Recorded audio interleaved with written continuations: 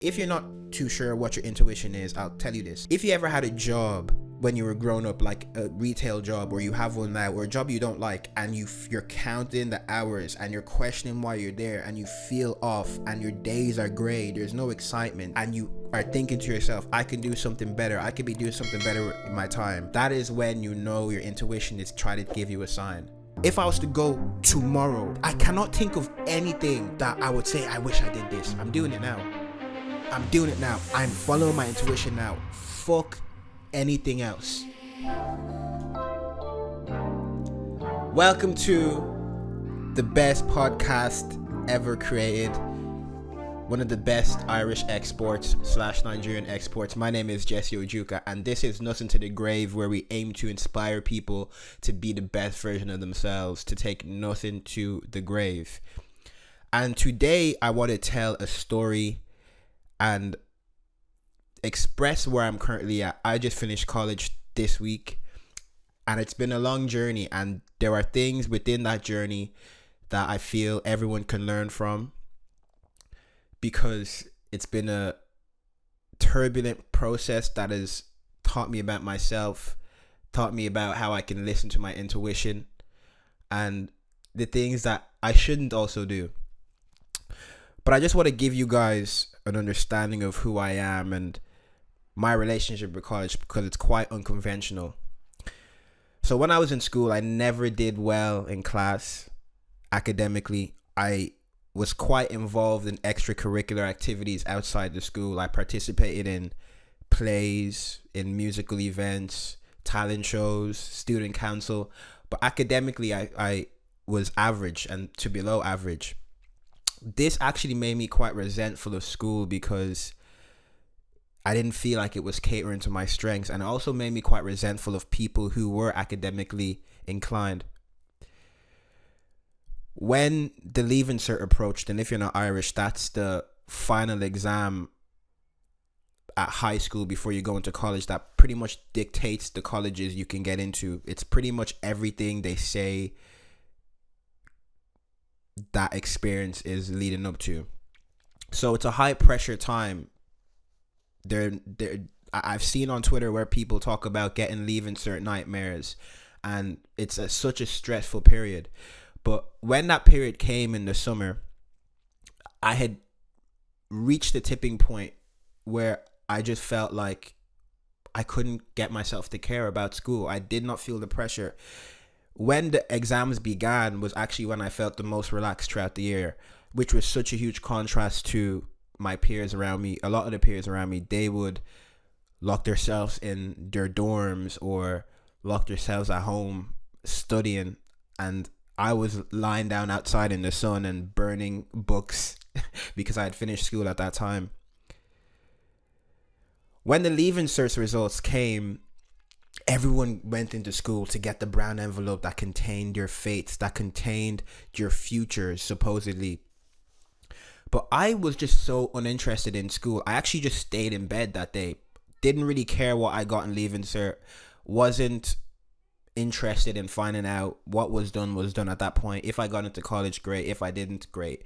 I always felt growing up that college was never going to be what made me a successful person, or what was going to be the dictator of my life or the direction of my life. So I was quite apathetic towards that whole day.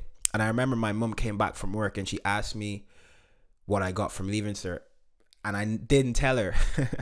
I was like, I don't know what I got. So she called up the school to find out what I got, and I got 260 points, which is, well, I don't know, at that time 500 points was like really good. Is the higher range. 260 points is very, very average. But not only did I just get 260 points, which isn't a great result, the Leaving Cert result, I failed history and I failed maths. Failing any subject in Leaving Cert is pretty damning in anyone's eyes in the academic lens. Failing maths, though, is like tying your life to a stone and diving into the ocean. That's literally what they made it seem like failing maths was going to result in. Failure, no future prospects, no no potential in life. If you failed maths, you were screwed. And yet I still got into college. So school was just complete bullshit, and I still have that resentment for school. But as the story continues, I still got into college, which was a terrible idea, because I actually did ask one of my guidance counselors what I should do, because I didn't feel like anything in college appealed to me. And at that point, when I was 18 or just turning 18, I'd already embarked in some entrepreneurial feats. I'd made some money. I'd started events in school. I'd done things that were mild successes that kind of indicated, or should have indicated to the people around me, that I'm actually quite a precocious person. I'm actually quite a ambitious person and a resourceful person. But unfortunately, the people around me didn't help me, didn't guide me right. So foolishly, I went into college after finishing school and not liking that experience. I went straight into college. And at the time, I just started my clothing business, The Active Cloud, and my college was a 2-hour journey from my house every morning, 5 days a week. And I did go. It was entrepreneurship and business. So I went into college. And after a few months, not many months, I think 2 months, I just started to question, like, what am I actually doing? I'd go into college, waste my time, something I'm very conscious of. And it's not like I wasn't using my time to do other things. I was trying things outside of school. I was trying to start a business. I was trying to embark on some entrepreneurial activities. So going into college, wasting my time, I could feel my soul turn gray. So as time progressed, I just stopped going. And that was the first time I left college. I dropped out. So fast forward after that academic year, when my mom was obviously on my case telling me to go into college. So she put me into a PLC, which again was also 2 hours away from my house. And again, was actually draining me. But the main reason I dropped out of this PLC was because one time I was in class and the Active Cloud started to pick up, and especially Christmas time, I remember being in class and getting phone calls from customers regarding orders, and I was just like, okay, I didn't even have to question it. Business always came before college. College has never been my priority. Even up till now, I literally Googled what a 2-1 was. People ask me like questions about college, like what is going on and what you're doing and certain things about college. I'm so oblivious and so uninterested in the whole college thing and the whole academic pathway. It's not in my heart. The same way you can't convince a doctor to be a trapeze artist. You can't convince a creative person, an artist, to be an academic person. And that's why when I was getting calls in school, in college, regarding my businesses, it wasn't even a question what I would prioritize. It was immediately my business. So I just stopped going to college the second time and decided to put more into my entrepreneurial activities. And I was young at this point, so I wasn't sure what intuition was. I just knew that I was uncomfortable in classrooms, in college, wasting my time doing those things where I wasn't learning, where I didn't feel like I was moving forward. Now with hindsight, I know that the biggest thing that actually makes me uncomfortable and mentally unstable is when I feel like I'm stagnating in life, when I feel like I'm not moving forward. So I dropped out for the second time. 2018 then came, and I wasn't in college at this point. I'd made some money from the Active Cloud and I'd saved up, and I was really intrigued to go and really excited to travel outside of Dublin. It was always something that I was hungry for since I was about 16. I wanted to leave Ireland. So I had the money, planned my trip to go, and I traveled to America by myself. That was the first time I went to America by myself. And my mom was obviously still trying to convince me to go to college, and I told her, okay, I'm going to go to America, try and figure out what I want to do with my life, and when I come back, if I don't have a plan, I'll go to college. But there's one condition. I'll only go to college if it's not in Dublin.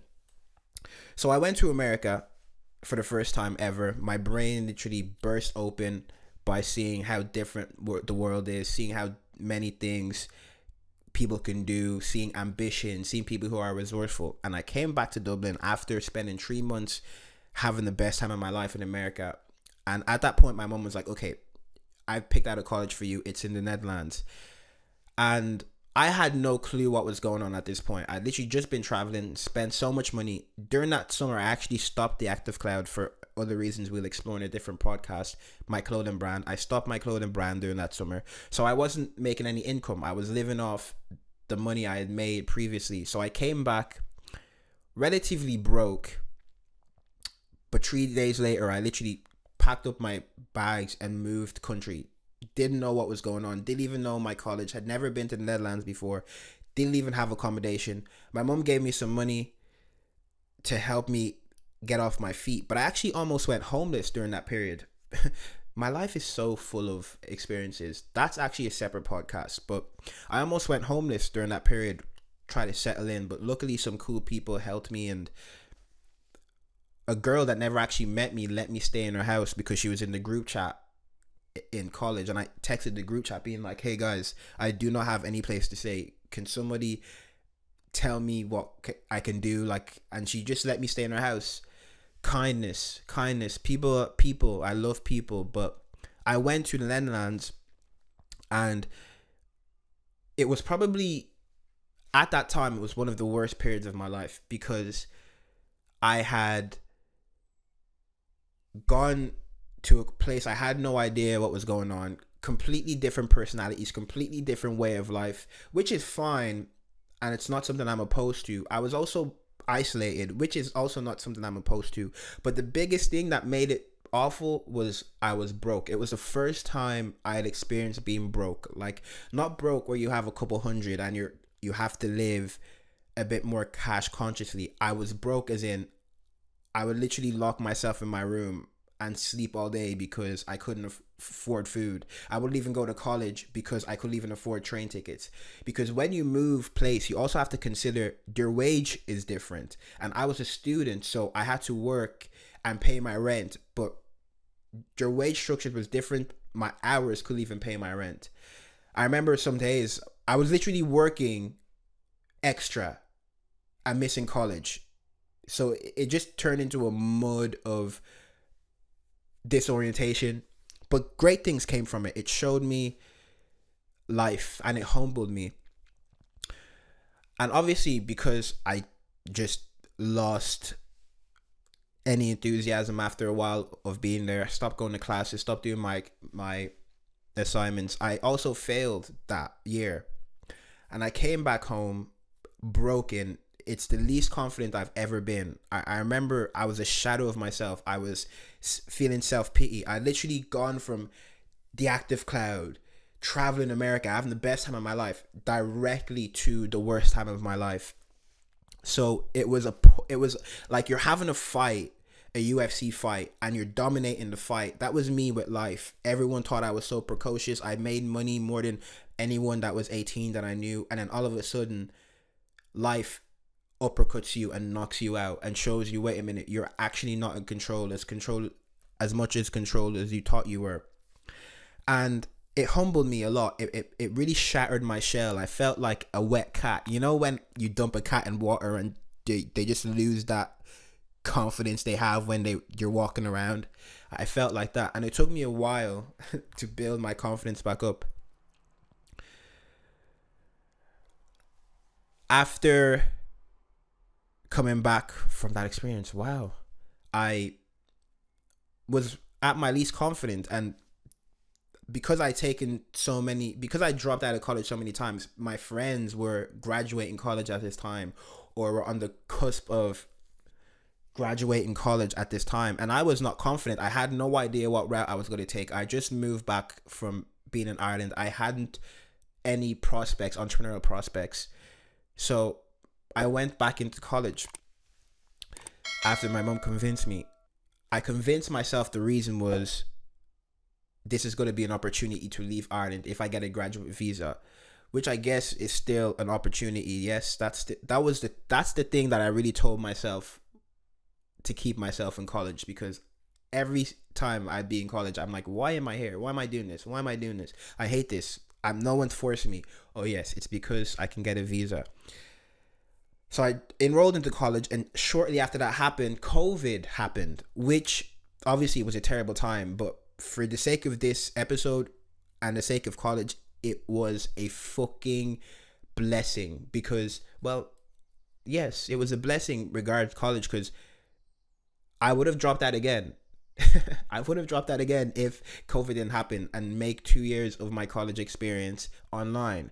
And having online college obviously revolutionizes everything I can do. I didn't have to go into college. I didn't have to do exams in person. I could just do my exams online, which is a completely different ball game. I didn't have to commute.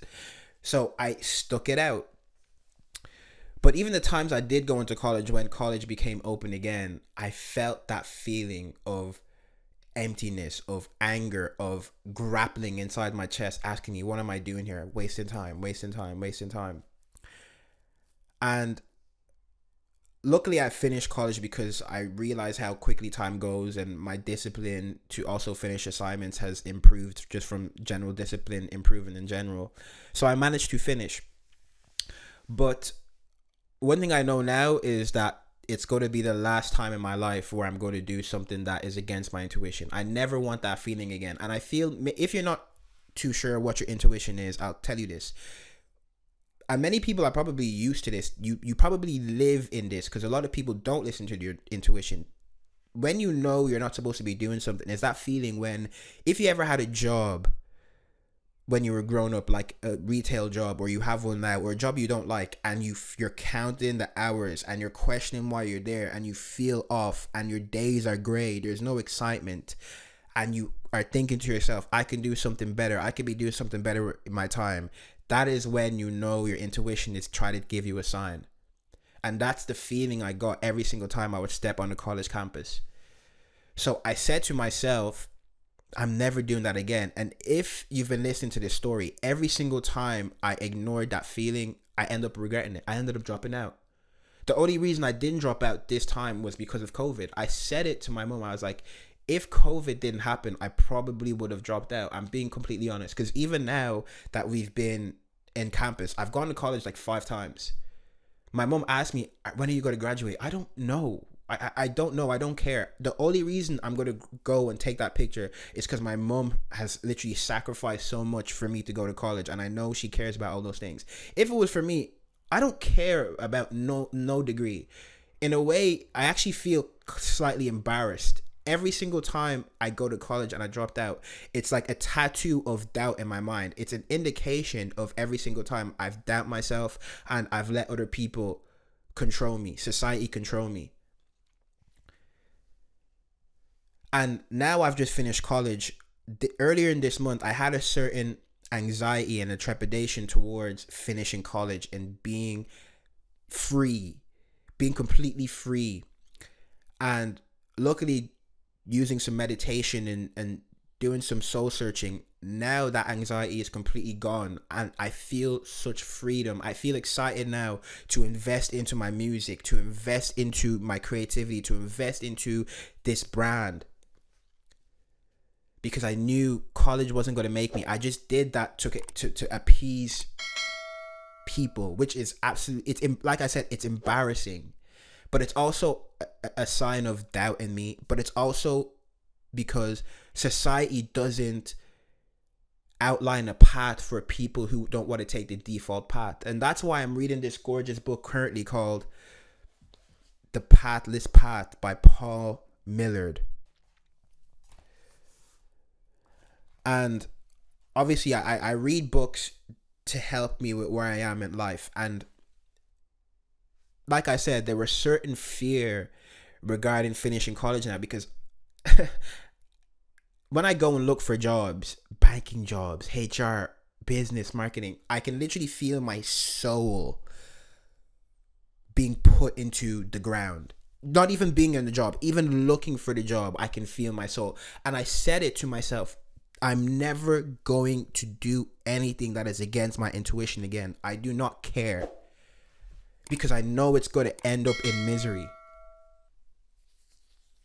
I know it's going to just delay me. I know it's going to just pull me away from the things I'm supposed to be doing. I've done that already. I've learned that lesson. Never learn the same lesson twice. Once you do that, then you're just causing your own pain. In a society that has a various obvious path, it has been a whirlwind of experiences, of trial and error, of failing, of traveling, moving country, moving colleges, dropping out multiple times. But now that lesson has been learnt. And it's made me question, okay, life after college. It's funny, I literally opened a Word document on my laptop, and the heading was life after college. And certain plans, I'm trying to orchestrate things. I'm trying to plan my life like I'm in control. And this is different. Some people obviously want an unorthodox path. The point of this podcast is not to say everyone must do what I'm doing. No, I know who I am. I'm a creator. I'm an artist. I'm an entrepreneur. My path is not the default path. And I was afraid of that fact. I was afraid of it recently, leading up to me being finished. But reading this book and really revising my values, revising what I want in life, has made me realize I'd rather fail and be broke, listening to my intuition, listening to the universe, listening to my calling, than enter a job that will give me money just so I can look like I have my stuff together. No, I know that now. I know that now. That is the thing. That doesn't mean that I know what's going to happen. That doesn't mean I don't have uncertainty. That doesn't mean that I won't have doubt. Those things will still exist. They will forever exist in each one of us. But I know I'd rather deal with that, following my dream, following my intuition, the doubt that comes with these things that are a natural part of life, than going for certain misery in something I know that is not for me. Not a lot of people do that. And this is not a compliment to myself. This is just a realization, because this week I was looking for jobs. This week.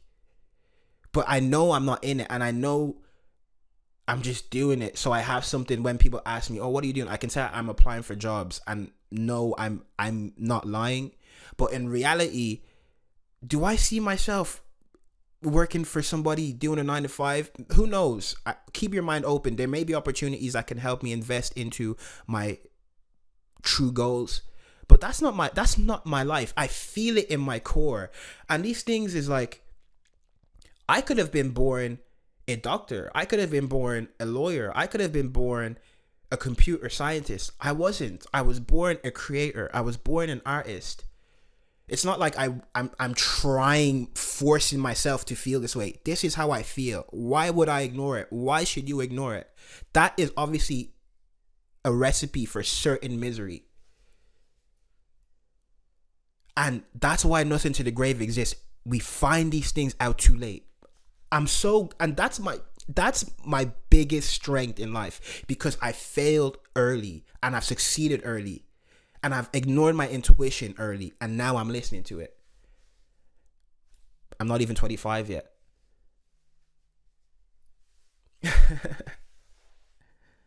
People learn these things too late, and that's why Nothing to the Grave exists.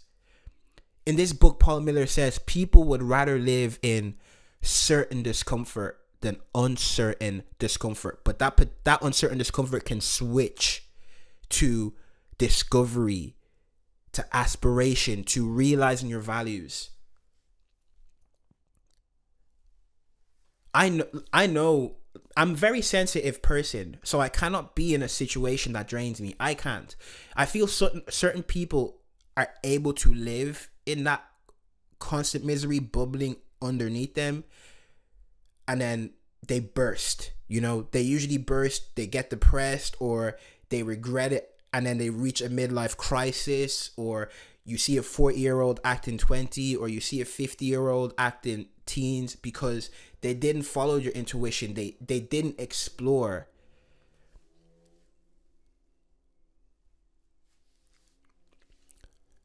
This is more of a storytelling podcast, but I hope people can see. And now that I'm not finishing college, this is my life now. Nothing to the grave will change, but it's going to exist as long as I exist. Jesse Jr. is an artist. Why am I talking about myself in third person? Well, I guess that's kind of cool, like Childish Gambino, but I am an artist. I'm going to do that. That's my calling. Simple. I didn't ask to be special. I didn't ask to be an artist. I didn't ask to be a creator. This is who I am. I'm going to follow it. You should follow your dream as well. You should follow. Dream makes it sound too magical. Just follow your intuition. Paul Millard says something. He says, an aspirational journey is ambiguous and harder to predict what sort of values you will learn along the way. Let's take a second and just think about that. Because I don't call myself ambitious anymore. Ambitious is too much of a ubiquitous and simplistic term. Aspirational, though, is what I would put myself under now, because I'm constantly learning. My mind is open. I don't know where life is going to take me. And of course, it's ambiguous. It's harder to predict what sort of values you will have, instead of just saying, oh, I want to be rich. I want to have a job that pays me 50K. Like, all that shit puts a ceiling over my head, I feel. I cannot have a ceiling over my head. There's too much in me. There's too much sun in me. There's too much solar energy in my chest. That's also a reason why I have identified I need to have open ocean to sail. This podcast, no more pretending. I'm not in college anymore, bro. This is me now. I feel totally free. I'm not afraid to say I'm investing in myself. They try to make us afraid of investing in myself. I've actually been feeling a lot of doubt recently. And I thought it was humility, but it's actually a lot of doubt. Yo, that is over with. I'm telling everybody, if you're listening to this podcast, you're listening to a special person. There are very few people like me in this world. I do not give a fuck if I'm in my mom's room. I do not care if I'm not rich yet. The fact I'm talking like this and I'm not rich yet should show you how much I believe in myself. It's not even money that makes me me. Put zero euro in my account. Before, it was money that made me me. That is bollocks, man. What makes me me is my values, the fact I believe in myself, the fact I know who I am. I'm not afraid to be me. I'm not afraid to bet on myself. Who can bet on themselves? Who do you know that can bet on themselves? And for real bet on themselves? Making life changes requires overcoming the discomfort of not knowing what happened along the way. People like certain discomfort. Do you know how many people I know, friends, family, I know are miserable in their jobs, are miserable doing what they do on a daily basis, but because it's familiar to them, because it's certain discomfort that they know they're going to have, they don't want to leave it, instead of trying the unknown. The unknown scares them more than the discomfort they have. Do you know how that makes so many people live miserable lives until life eventually punches you in the face to make you look at your life? Crisis moments. That's why so many people do a complete 180 when crisis comes, because it makes them look at your life from a new perspective. Do you know how often I think about death? It's a morbid thought, and I don't know how to channel it in writing without making things too serious, because it's like, why is he talking about death? Like, we only talk about death when people die. Bro, it is the only certainty in life. And we all have it in common. We all share it. That's what I use to give myself perspective. In the face of death, what will I do? I've wrote about it in songs. I used to turn away when I would see a hearse. I used to turn away when I would see a hearse driving on the road. Now when I see a hearse, I saw one recently and I smiled because it made me look at my life and ask myself, am I living a life I'm going to regret when I'm in that hearse? And I answered no. And it made me smile. It made me smile. If I was to go tomorrow, I cannot think of anything that I would say, I wish I did this. I'm doing it now. I'm following my intuition now. Fuck anything else. I'm putting out my music. I'm writing. That's why JesseJune.com exists. Nothing to the grave exists. That's why Jesse June will exist. That's why this exists. You want me to pretend so I can fit in with people that are lost, people that are afraid. I was looking at Meditations today by Marcus Aurelius. He says, why do you seek praise from people who curse themselves 3 times a day? I never cared about compliments, ever. I thank God he's given me blessings. And yes, I know I'm blessed. I know I'm gifted. And that doesn't come from me. That is come from a higher power. Whether you believe in God, whether you believe in Allah, whether you believe in spiritualism, it just comes from a higher essence. I believe that now. And for me to doubt myself, for you to doubt yourself, that means you're doubting the universe. Do you realize how incredible everything in this world is? Because you're going to work every day 9 to 5, you think the world is gray. Just take it. We literally live on a floating ball we cannot even comprehend how big the universe is, and you're here worrying about small shit, peanuts. The fact we're alive is magic. If you think what I'm talking about is too magical, the fact that we exist is already a magical act. And you're here doubting yourself when you know death is gonna come for you. What, you think you're gonna live forever? This is nothing to the grave. Paul Millard says in his book, The Pathless Path, if work dominated your every moment, would life be worth living? And I just think about, I'm lucky and I'm in the now. I decided not to have a job for the last 1 year. So I've been completely on my own routine. I wake up whenever the fuck I want. I go to the gym whenever the fuck I want. I eat when I want. I record when I want. I do what I want. I still push myself harder than a lot of people because I have that in me. But I'm just thinking, imagine now I had to live my life according to somebody else, making them money. I would be sacrificing my mental health. I'd be sacrificing the time I'd be going to the gym. I'd be sacrificing the time I'd be using to read, the time I'd be using to invest in my intuition, the time I'd be using to invest in my brand. Would life be worth living then? Robots. We're literally robots. Ask yourself, would life be worth living if it just revolved around work? What is it then? Living for the weekends. I could talk about this forever because I feel quite strongly about this. This is fresh. I just finished college.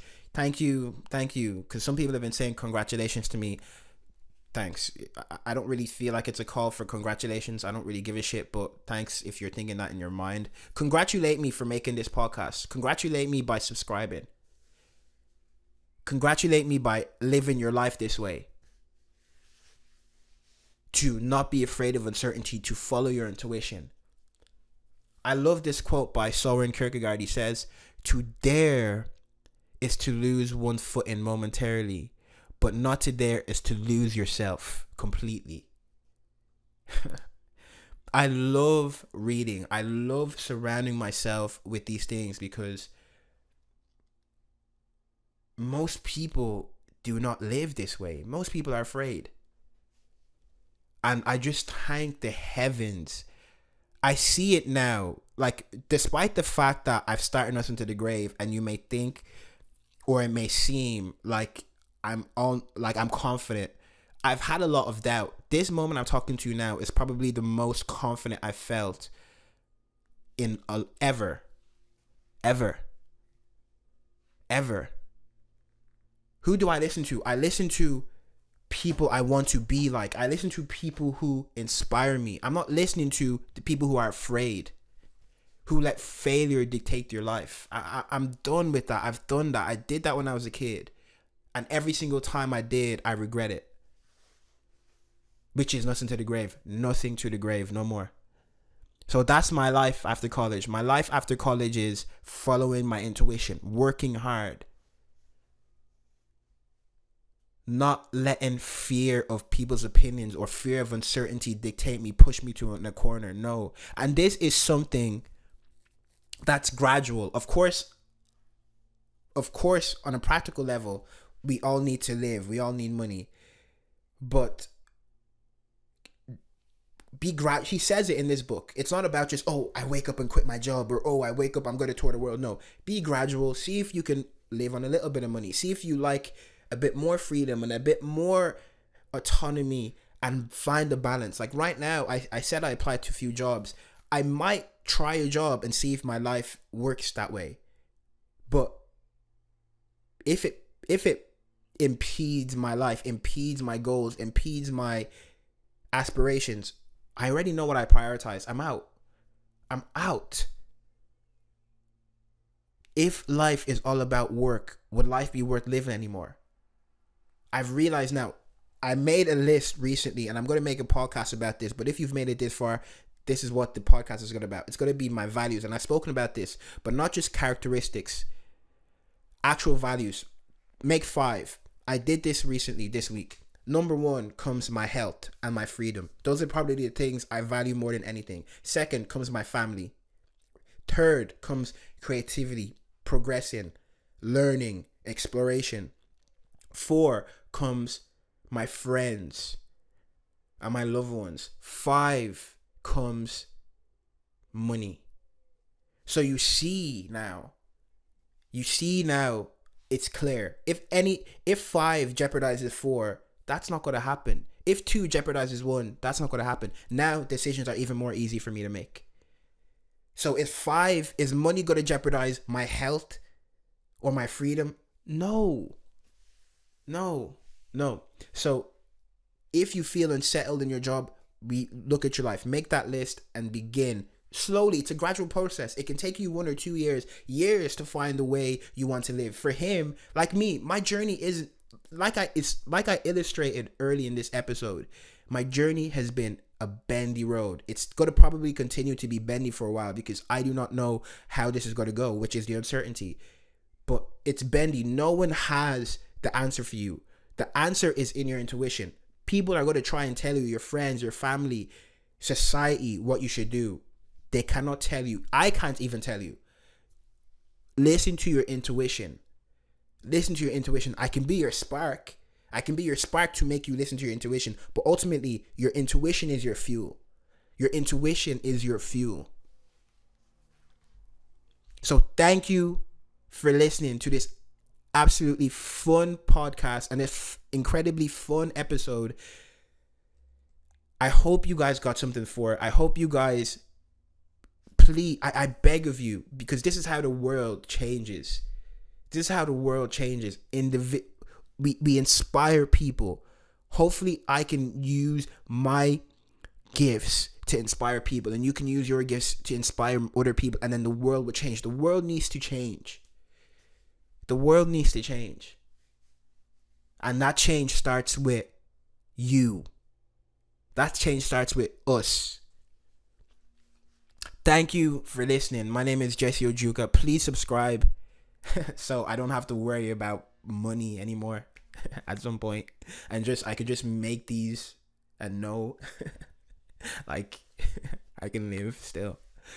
But thank you so much, and look out for the next one. Oh, this might be my longest pod.